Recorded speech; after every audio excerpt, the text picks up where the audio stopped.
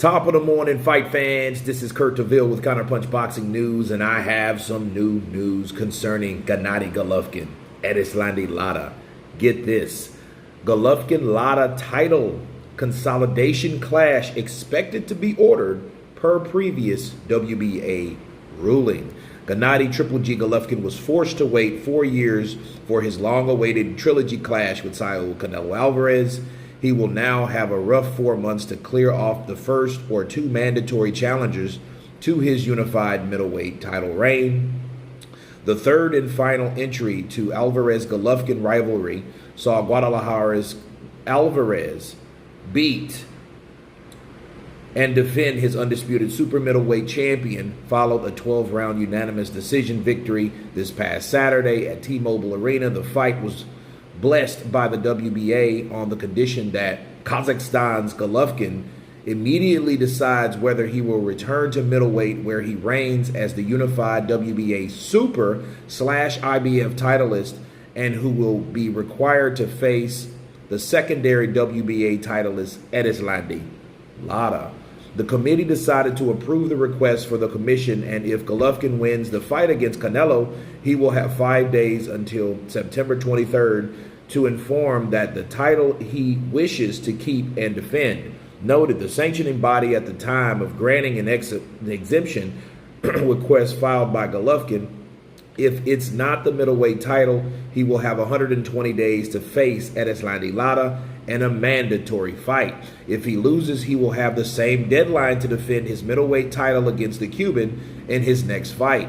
Golovkin, 40 years old, will have until mid-January to face Lara, which is 29-3, 3-17, to avoid having to vacate the primary WBA middleweight title. He already declared after the loss to Alvarez that he plans to drop back down to middleweight after fighting at the full super middleweight limit for the first time in his 16-year career. He said, "Remember, guys, I still have 3 belts at 160, Golovkin said. I'll come back, guys.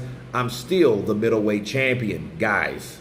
Golovkin inherited Lara as a mandatory challenger after scoring a 9th-round knockout over Ryota Murata in their unification bout on April 9th in Saitama, Japan. Golovkin defends his IBF title while ending Murata's WBA Super title reign with the win, his 4th straight following his defeat to Alvarez in September of 2018 rematch. Lara claimed that the secondary world middleweight title following his first round knockout over Thomas Cornflake Lamana last May in Carson, California. The Cuban export has since made one successful defense, an 8-round knockout over Gary Spike O'Sullivan May 28th in Brooklyn, New York.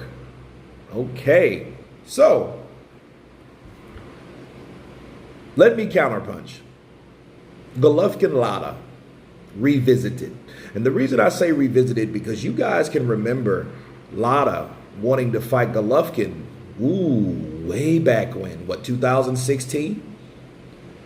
I know Lara fought Canelo in 2014 of July. I think it was on the 12th.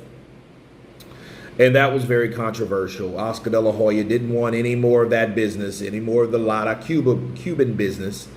And, of course, he went on. He went on to fight guys like Cotto. Cotto swerved Golovkin. And then, therefore, Golovkin's coach swerved Lara, because Lara was reaching out to Golovkin for a fight. Abel Sanchez didn't like that fight, said he's not a draw, yada, yada, yada, yada, yada, you know. And that was that. Now, Lara has moved up to 160 and fought 2 fights there. And he is the WBA regular. So the question is now, what will Golovkin do? Will he give up the belt, or will he now finally fight Erislandy Lara? Now, the good thing is, Golovkin fighting Lara, it's a very even match as far as age. Okay, because you also know that Erislandy Lara, I think, is 38 or 39. So, no, he's 39. So he was born in 83. So he's 39 and he'll be 40 next year. Gennady Golovkin's already 40 because I think he was born in, has to be because he was born in 82. So, you know, these guys are close in age. And this was a fight that I was very interested in seeing. But unfortunately for Golovkin, we've seen him miss a few steps. You know, Golovkin is not the same fighter that he was in 2016, unfortunately. And the strange thing, the ironic thing about it is that he should have fought Lara then, even though Lara had the legs then. So it would have been a difficult fight. Lara now, to be fair, is not the same fighter either. He's more of a fighter now that insists on landing power shots over boxing and pop shotting. He does that on the secondary, but his counters are amazing. He's still a very experienced fighter, and Golovkin will have problems with Lara.